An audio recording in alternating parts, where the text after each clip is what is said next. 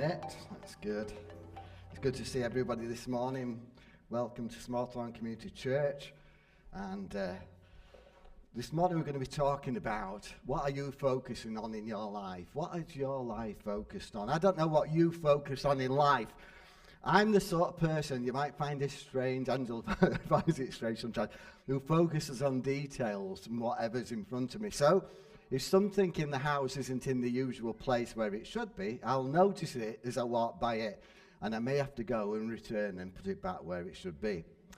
I've also realised when I'm out walking, I often focus on the path in front of me instead of the view above me. And this sometimes can be a bit mundane, to be honest. And I often thought to myself, Graham, why don't you lift up your eyes and look to see what you can see in the beautiful distance rather than immediately what's in front of me? And actually, I realised there's a reason why I concentrate on the path rather than the landscape. It's because I don't want to fall or trip up or walk into something that's lying across the path, because I've experienced that before. But the downside is you can sometimes miss out on the view. It's interesting, someone posted a question on the internet about what things people focus on in life, and here are some of the answers that people gave, and good answers actually, I thought. Good health, I think that's true. Gratitude, great. People, love, relationships, money, life, and then after that, after the comment about life, our life is just a book. We are the one who is writing our own stories in it. And then family, and it could go on. There's quite a list of things that people said that they focus on in life. We all focus on different things, don't we? Someone else wrote about what we focus on in life. It's easy to get caught up in the details. When you're deep in a project or a problem, every small decision can feel like an important one, but if you want to think big, you need to zoom out first. Before diving into the specifics, take a step back and ask yourself, what's the overall goal here? What's the big picture? How does this fit into the bigger picture? And great strategists and visionaries don't just focus on what's directly in front of them, they constantly remind themselves of the bigger picture, the broader mission. So I like this comment. So before you get lost in the weeds, make sure you understand the landscape. Before you get lost in the weeds, make sure you understand the landscape. And what's important? Is it the weeds or the landscape in life? I think I could get lost in the weeds sometimes because of the type of person I am. But perhaps I need to think about changing my focus this morning. What about you? Albert Einstein once said, the measure of intelligence is the ability to change. The measure of intelligence is the ability to change. So perhaps we need to consider whether we need to change our focus this morning. Are we truly focusing on the right things in life, or do we need to move our focus? This morning, we're going to look at one of the Psalms from the Old Testament part of the Bible, and hopefully it may challenge us to change. Are you ready to change?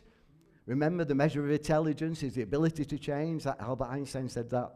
Are you ready to have a new focus in your life? Let's just read a few verses then from the Bible. It's Psalm 121. I've had this psalm in my mind for ages, so I really thought that it's something I should speak about this morning. Psalm 121, it says, I lift up my eyes to the mountains. Where does my help come from? My help comes from the Lord, the maker of heaven and earth. He will not let your foot slip. He who watches over you will not slumber. Indeed, he who watches over Israel will neither slumber nor sleep. The Lord watches over you. The Lord is your shade at your right hand. The sun will not harm you by day, nor the moon by night. The Lord will keep you from all harm. He will watch over your life. The Lord will watch over your coming and going, both now and forevermore. Wow, they're powerful words, aren't they? Really powerful words, really powerful words. This psalm is called a Song of Ascents. The Song of Ascents is a collection of 15 psalms in the Bible that was sung by Jewish pilgrims as they traveled to Jerusalem for religious festivals. And this psalm was probably written about 3,000 years ago, so quite old, isn't it? In a different time, in a different culture, in a different country to where we are now. But this psalm still resonates, still connects with people today. And maybe it's going to impact on you too, because God can speak to you and me through his word this morning. And God might be trying to speak to you about your focus in life and how you're living your life at this moment in time. We actually went on a pilgrimage walk earlier this year in May. It was in northwest Spain, from Sarria to Compostela de Santiago. And that was an interesting experience. It was lovely to walk with friends, with John and Fiona, and we had a really great time. It was hard work. We actually walked over 100 kilometers in 7 days. Our first day, it was, to convert that to miles, it was 14 miles our first day. I don't think I've ever walked 14 miles before in one day. But it was good to be with people. There was loads of people doing the walk, lots of people doing the pilgrimage, and it was really interesting. And we read a psalm at the start of every day, and we said a prayer. And we read some of the psalms for travellers. So this Psalm 121 is one of the package of psalms for travellers. And we encountered some small hills on our pilgrimage, but thankfully no mountains. Although if you'd have done the walk from France, the full walk, we would have had to walk around some mountains, I think. Interestingly, sorry, I don't really be interested in this or not, but just to prove that we actually did it, we actually was given a certificate. In fact, we were given 2 certificates, actually. You won't be able to see much about them, but they'll look quite good, don't they? That's a certificate. That's in Latin. I've no idea. Well, I have an idea what it says, because I've looked on the internet, but yeah, it's in Latin. And this one's in Spanish. It's got my name on, and the dates that we actually did it. But that just proves that I aren't making this up this morning. We did actually do the walk. So as a song, this Psalm 121 is a song sung by travellers. This isn't just relevant to people who are doing a pilgrimage, because it's relevant to us all. Because we're all on a journey, aren't we? We're all doing a journey. We're on life's journey. We've all got moments in our lives where we question what we're doing, moments where we need guidance, particularly when we're going through times of difficulty or uncertainty. And like the person who wrote the psalm, we often need someone to help us, don't we? We need to know where our help comes from. We need to ask the question, who do we turn for help in life? And this psalm starts with asking the question, I lift up my eyes to the mountains. Where does my help come from? It seems that the person who wrote this psalm wasn't like me. When they were traveling to Jerusalem, they were looking at the mountains and the hills. They lifted up that high eyes and looked at the mountains, the hills that were around them. They were doing this because they were trying to see how close they were to their destination, Jerusalem. They were anxious. They really wanted to get to Jerusalem. They were looking at the mountains and hills to see if they could recognize the landscape, to see if they were getting close to their destination. They weren't just concentrating on the path they were taking. I don't know whether you've ever traveled on a long journey with children, and what do they always say in the back of the car? Are we there yet? Are we there yet? And I think it were these pilgrims that were doing the same, really. They were looking to the distance because they were saying, are we there yet? They were anxious to get to their destination. They wanted to know if they were there yet. But in this psalm, their focus as they walked to Jerusalem also shifted from the natural, from the physical things, to the bigger question as you read on in the psalm. Because they go on to say, where does my help come from? Yeah, can see the mountains and hills. Where does my help come from? They were thinking on the journey, where do I turn for help? I just wonder whether you've ever thought about this in relation to your life. Where is your focus in life? What do you focus on? Is it the mountains or hills, the natural things in life, the physical things in the world in which we live, or is it elsewhere? You know, it's lovely to look out at a great landscape, isn't it? The distance to a great landscape. As I've got older, I've learned to appreciate nature more and view landscapes more. I like to be in beautiful places. And lots of people love to see mountains and hills and other beautiful landscapes. But isn't there something more important in our life that we need to focus on other than the hills and the landscape and the natural things? Other people do focus on other things, of course, as we've said. With focus on life, a holiday perhaps, a break, what you're going to have for your dinner, your health, your relationships, your work, as we saw earlier, that all those things that we saw earlier, read earlier. It's good to focus on these sorts of things. These are important, aren't they, as well? But the question we need to ask ourselves is the same one that the psalmist asks. On my life journey, where does my help come from? Where is my focus in life? Where does my help come from? We all need help in life, don't we? Things happen. We can always sort it out. We can always try to sort it out ourselves. So like the psalmist, we need to establish where our help comes from. The Message translation puts this phrase like this: I look up to the mountains. Does my strength come from the mountains? Does our strength, our help in life come from the mountains, which are really just symbolic of all the other things that we focus on in life, that we've been talking about, our holidays, our relationships, our help, or whatever else it is that we focus on? Well, the person who wrote the psalm answers this question quite clearly. He says, my help comes from the Lord, the maker of heaven and earth. Have you ever thought that? Have you ever thought that that's where your help comes from? That your help in life can come from the Lord, the maker of heaven and earth. As someone else wrote, trusting in God is key to feeling confident and secure. Our help, our confidence, our security in life doesn't come from natural things. It comes from our relationship with God. Our security in life, our confidence in life comes from our relationship with God. We see from what the psalmist says that he's realized that his help on this journey and in life comes from God. There's no better source of help, is there, than God. Think about it. We see in the psalm that God, it says that God is the maker of heaven and earth.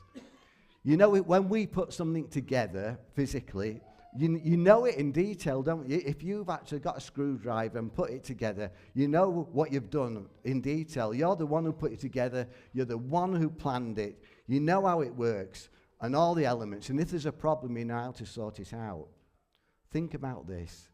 If God is the maker of heaven and earth, he knows how it works, doesn't he? He knows it in detail.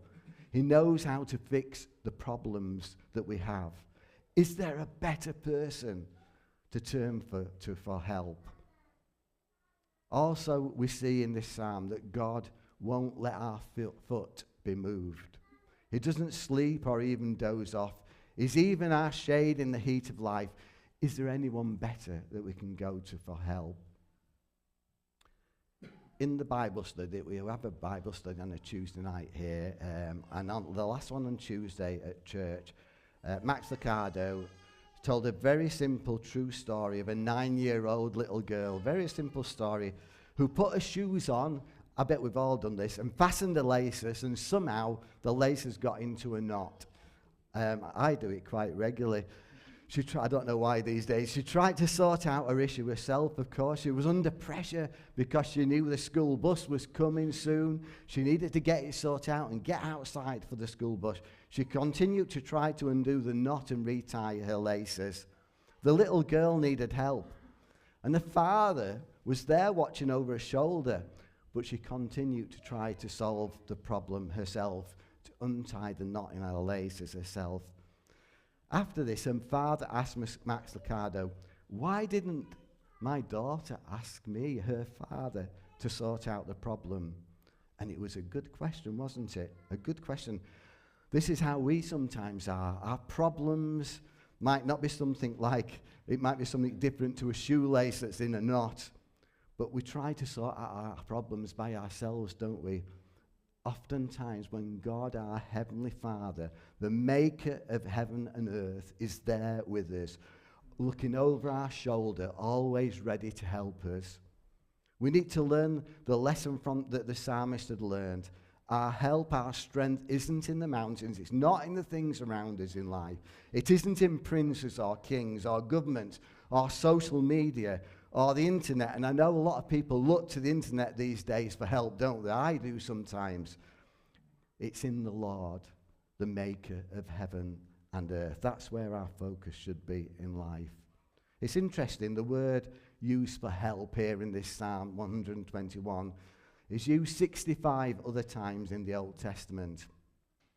In most cases, it refers to the help that God gives in life-threatening situations. So the word that is used in the psalm conveys the idea of a help that is a strong presence, an aid without which humankind would be unprotected and vulnerable to all sorts of unsettling situations.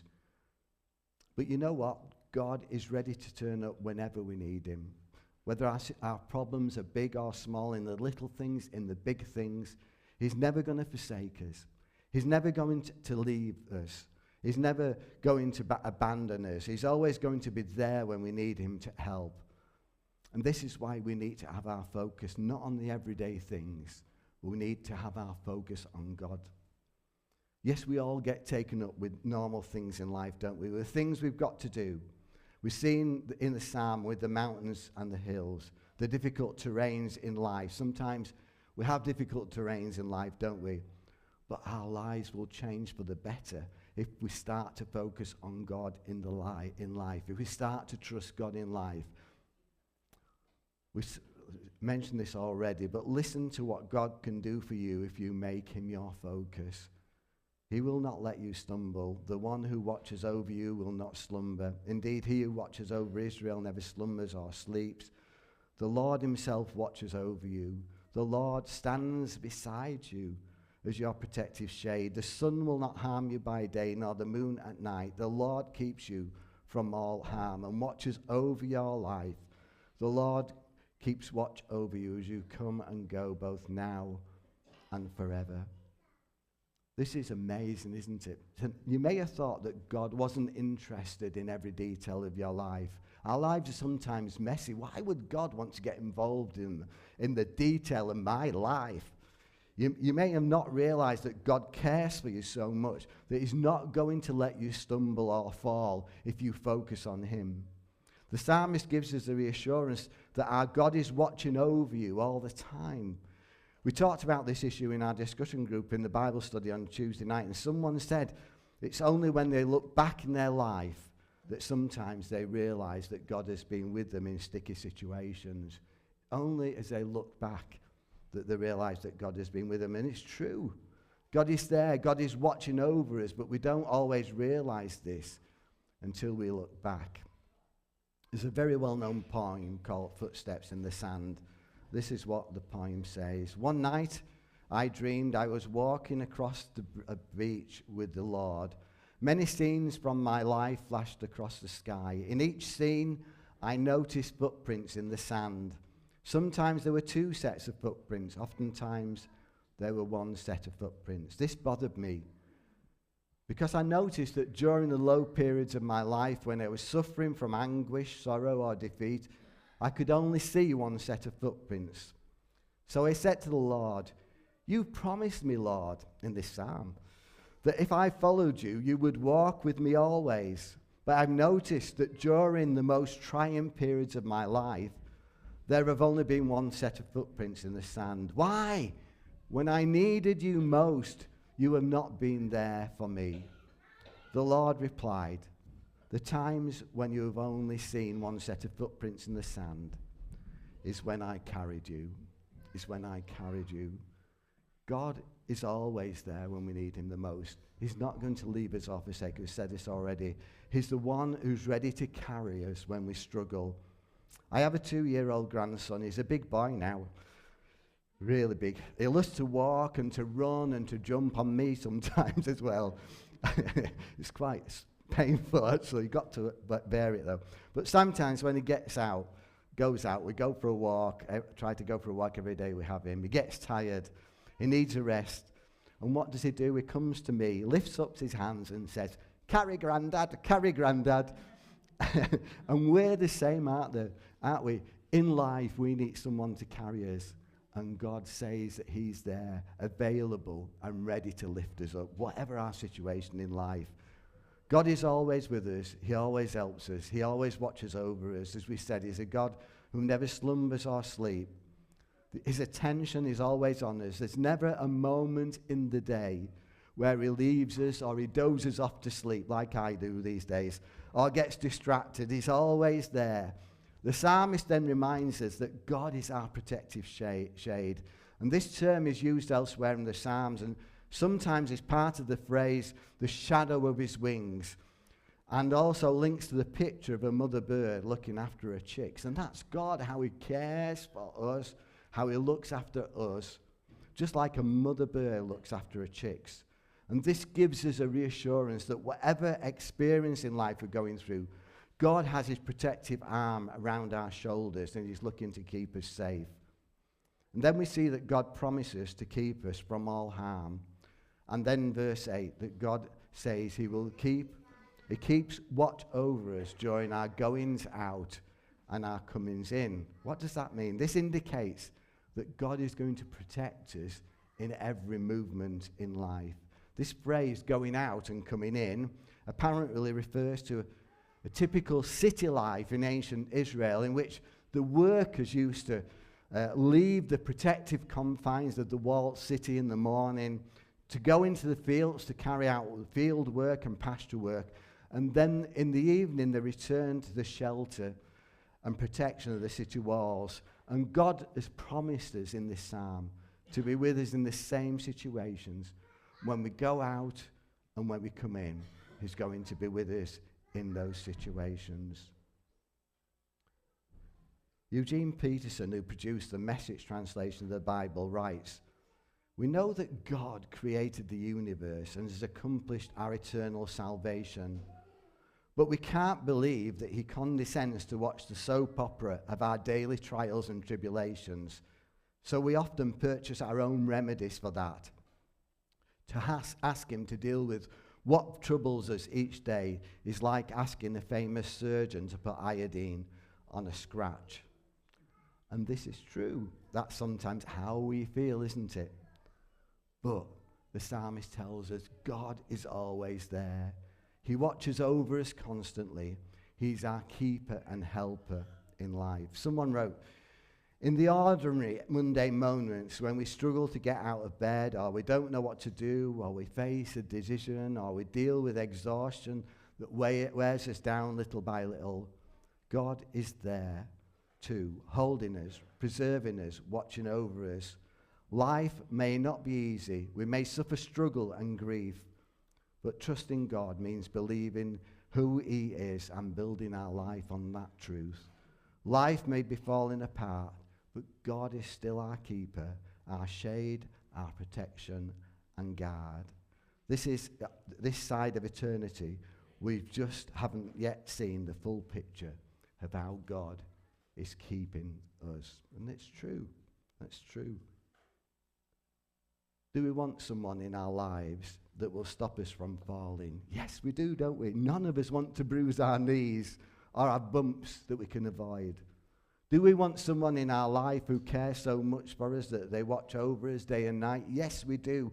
Night times in particular can be difficult, can't they? Night time is quieter, it's darker, so loneliness and despair and anxiety can easily creep in. But if we trust in God, he's not just there in the day, he's there in the night as well. Do you want someone in your life who protects you like a sunshade protects us from the sun? Yes, we do. The skin can burn us, can't it? It can damage our skin. Other things in life also burn us and damage us, like addiction, toxic relations, poor financial management. God is ready to hide us from harm until destructive storms pass. Do you want someone in your life who watches over you as you come and go and is willing to do this forever and forever? Yes, we do. If we focus on him, he's promised to watch us and keep us 24/7 all the days of our life. Doesn't that provide you with reassurance and comfort this morning and peace that nothing and no one else in our lives can provide? Remember, we can lift our eyes to the hills and know our help. Whether in huge problems or mundane moments, our help comes from the Lord. David Livingstone, the famous missionary and explorer of the continent of Africa, he read Psalm 121 with his father and sister before he set out on his travels to Africa in 1840. And his mother-in-law, Mrs. Moffat, wrote to him to say that Psalm 121 was always in her mind when she thought about him and prayed for him during his journeys, his amazing journeys to Africa. And you can see why this lady thought about the words of this psalm in relation to her son-in-law. But this psalm is not just for David Livingstone, it's God's promise to you and to me this morning as well. We're all on a journey, aren't we? Life is a journey that starts the day we're born and continues to the day that we die. There's a classic Christian book. It's just something that came to me, so I thought I need to mention it. It's a classic Christian book that's published in 1678, a long time ago. It was written by a man called John Bunyan. I don't know whether you've ever heard of it. The book's called The Pilgrim's Progress. It's one of the widest read Christian books. Didn't realise this till I looked at this on the internet. Apart from the Bible, it's one of the books that has been read throughout history as much more than except any other Christian books apart from the Bible. I remember Ruth Hodges, who's here this morning, reading this book to us in Sunday school. I don't know whether you can remember this, Ruth. And actually, it did have an impact on me. It were funny words, weren't there? They were old-fashioned words, weren't there? But it did have an impact on me. If you've never heard about it, the book tells a story of a man's journey from his home to the celestial city. And it sets out some of the experiences that he encountered. As he goes on his journey, he carries a burden on his back. I don't know whether you've ever walked with a burden, some weight on your back. It's hard work, makes it like your journey hard work. And the book, The Pilgrim's Progress, describes it as a burden of sin that gets heavier and heavier the more he travels. And he's weighed down and held back by this burden. And he keeps on traveling until he comes to the cross. And he realizes that this is where he can get help and freedom from his burden. And in the story, it's at the cross, as Pilgrim comes to the cross, that the burden falls from his shoulders and he's set free. I don't know how your life's journey is going at the moment. I don't know whether you feel you're carrying a burden on your back, whatever that burden and weight is.